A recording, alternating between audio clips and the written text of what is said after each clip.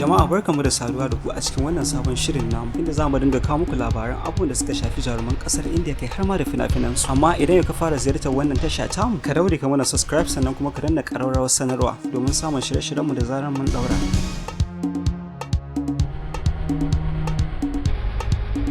Kama wani ikon Allah ne da ake samu tsakanin mutane biyu ko fiye da haka ba tare da haɗin dangantaka ba.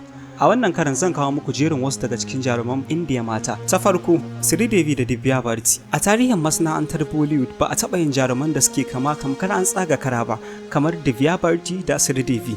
Jarumar duka su sun yi tashi a zamani ɗaya, sai dai Divya ba ta yi tsawon kwana ba, ta mutu a 1993. Jarumar ta fito a cikin fina-finai irin su Diwana, Bishwatma da sauransu. Bayan mutuwar Jarumar saboda kamar da suke da Sridevi yasa yawancin fina-finan da ta bari aka maye gurbinta da Sridevi. A ciki kuma har da fim ɗinta mai suna Ladla wanda Sridevi ta mai. Jarumar Sridevi ta fito a cikin fina-finai irin su Chandini, Mrs. India, Nagina, ita ma ta mutu a shekarar 2018. Ta biyu, Deepika Padukone da Amala Folt.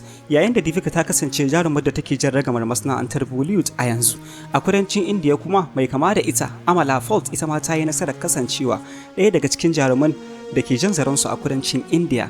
Dukansu suna lokaci, mafi yawancin mutanen da ba su san Amala Folt ba idan suka ganta har rantsuwa suke su ce Deepika Padukone ce saboda bambancin da ke tsakaninsu kalilan ne. Jarumar ta fito a cikin fina-finai irin su Chennai Express, Pathan, Happy New Year. Ita kuma Amala ta fito a cikin fina-finai kamar irin su Indra Malito, Christopher Karambir da sauransu. Ta uku, Shraddha Kapoor da Yami Gautam. Duk da cewa bambancin su a fili yake, mutane da dama na ganin kamannin su sosai domin suna yanayi da juna tamkar yaya da kanwa. Shraddha Kapoor ta fito a cikin fina-finai kamar irin su Ashkitu, Eggvillain, Street Dancer da sauransu. Yami Gautam kuma ta fito a cikin fina-finai kamar irin su Kabil, OMG, High School 15, Bala da sauransu. Ta hudu, Aishwarya Rai da Sneha Ulal.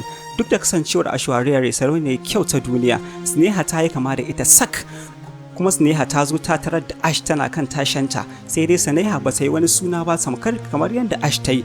Duk da cewa ta fara fim ɗinta na farko da Salman Khan mai suna Lucky No Time for Love, amma sam ba ta yi suna ba kamar Ash. Duk da Sneha ta koma fitowa a fina-finan kudancin India, amma sam jarumar ba ta karɓu ba.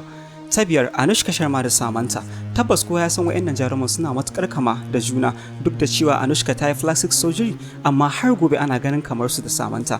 Duk da jaruman sun karbi sosai domin kamar yadda Anushka ta haska a cikin fina-finan Bollywood kamar irin su Sultan, Fike, Rabana Vanadi Judy, Tijaftak Hijen da sauransu. Ita ma Samantha ta shana sosai musamman ma a yanzu.